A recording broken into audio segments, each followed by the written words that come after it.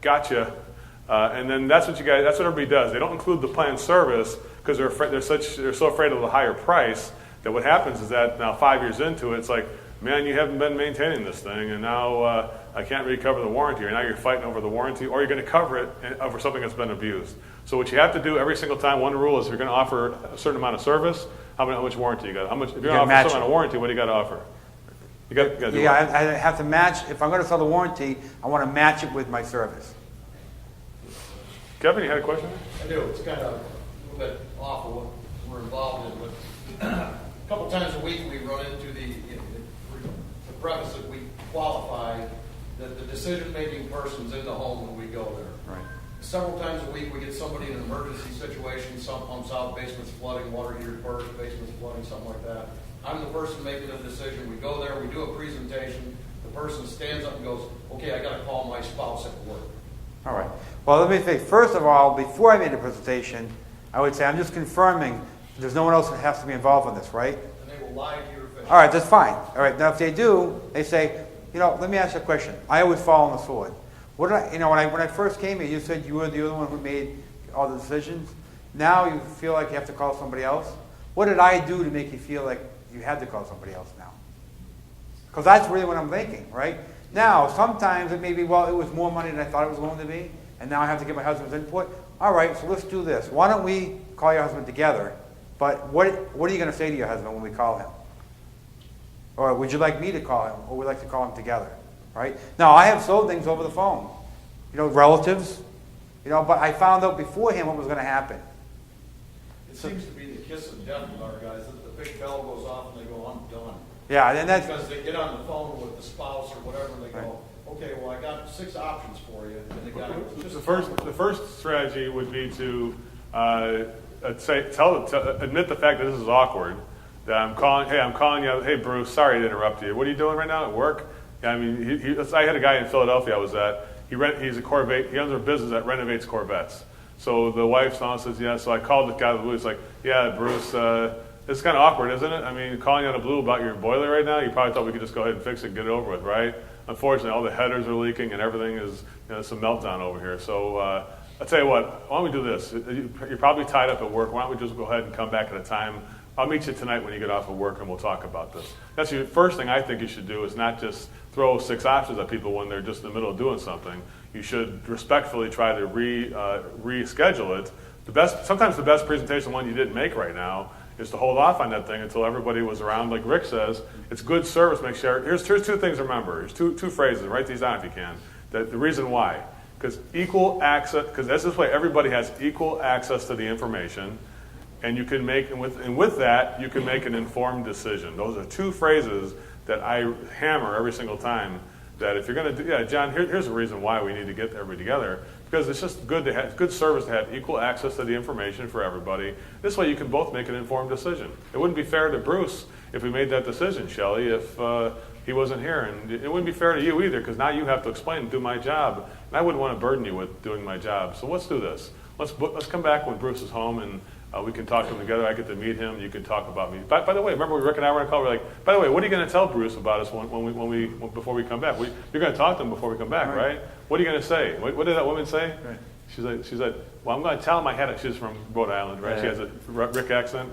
She's like, well, I'm going to tell him I had some nice gentlemen at my house. I'm like, there you go. That's good. I want to say a caveat with that is we want to make sure we're not being deluded. All right. So sometimes it's a situation where they need to get it taken care of right away, and they have to call somebody else, and you can't reschedule to come back. And I'm assuming that situation. We want to make sure that's really the case, and they're not we're not delusional, that they're really telling us they're not interested, right? So first we have to make sure we're getting up. Do they really have to call this person to make a decision, or are they using that as a stall tactic to get rid of us? All right. So we have to be honest and really get to the root of it. Now, once I feel convinced that they really do need to talk to this other person, and I can't get them together, and they have a crisis situation, then I will call. All right. Anything else? Doug? I wanted to go back to what Mitch was talking about. When you have a homeowner that's really emphasizing about wanting to look up a product, that's really a simple objection to get around, Mitch. For for anybody else that sells for a living. If you're truly a professional, one of the things that you will be doing, not ought to be doing, but will be doing, you'll be carrying in your vehicle what we call a satisfied customer comment folder. That kills the objection right there, because we're not talking brand. They buy from people who they like and trust, and they want peace of mind. That's really why they're buying. They're buying you and your company, and you've got, in our company, what we do is I list everything down in zip codes. So if I'm in your zip code, one of the first things I'm going to do is say, well, here, let's just see what some of your friends and neighbors have to say that we've gotten happily involved in our company. And boom, you open it right up into their zip code where they're at. They may even know some of the people. That just killed the, well, we do Linux, or we do Goodman, or we do Train. Well, it doesn't matter. I'm just thinking when you were asking, last week I came in and got a tooth filled and one pulled. And you know that dentist assistant, while they were doing whatever, they never explained that tooth, what it really does for a function for me. You know, that this one shoots meat and this one does. You don't hear them talk like that.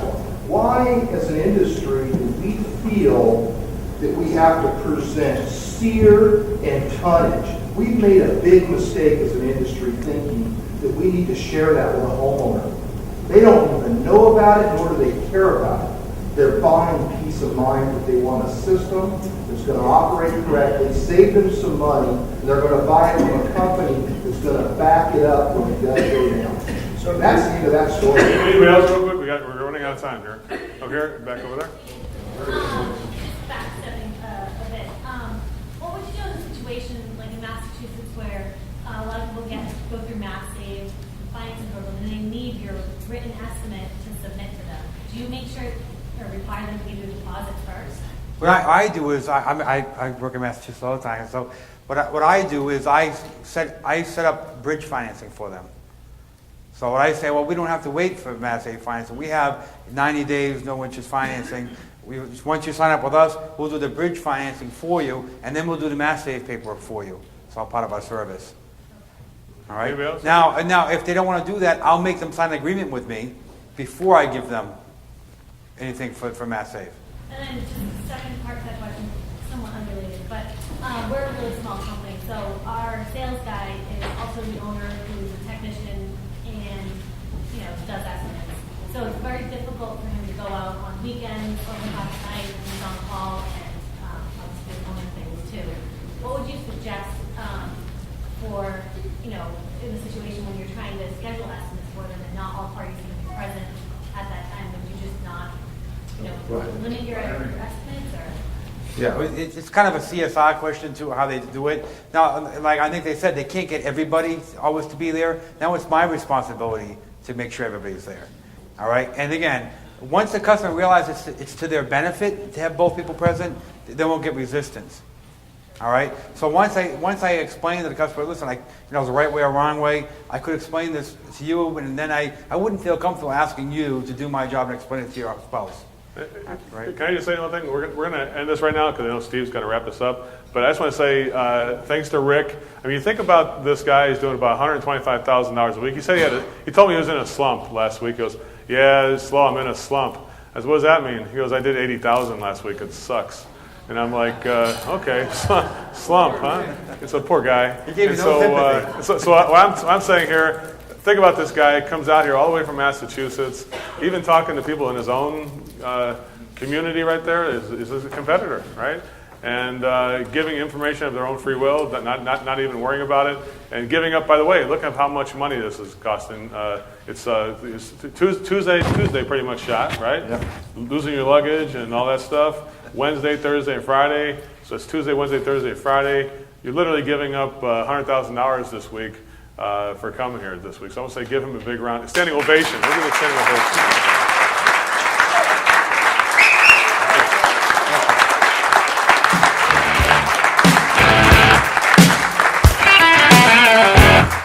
Stay there. Here, we'll stay. We're not done yet. Folks, in your folder, pick out the purple sheets for any of today's speakers for whom you have not evaluated. Write down your evaluations, leave the evaluation sheets on the tables so we can continue to monitor and understand how we're doing. I would like everyone in the room to do what is called, for the next 30 seconds, a pair share.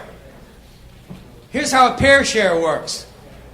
Look to the person next to you and convey to that person one thing you are going to do differently as a result of what you've experienced here today. You've got 30 seconds. Go.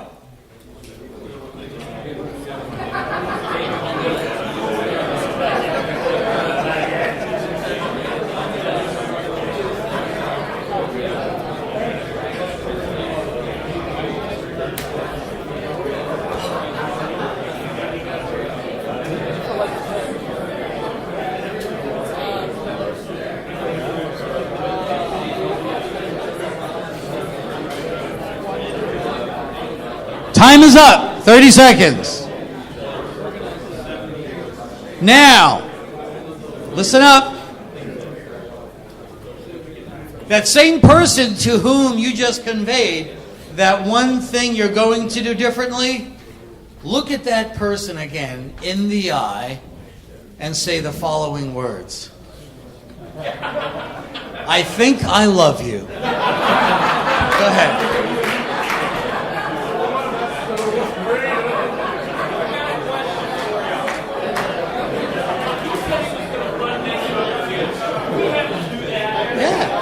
It's California. All right, folks. Joe, can we wrap this up? Okay. What you experienced here today is listening to and watching agents of change. Sometimes it's scary to change, and usually what's in our way is us.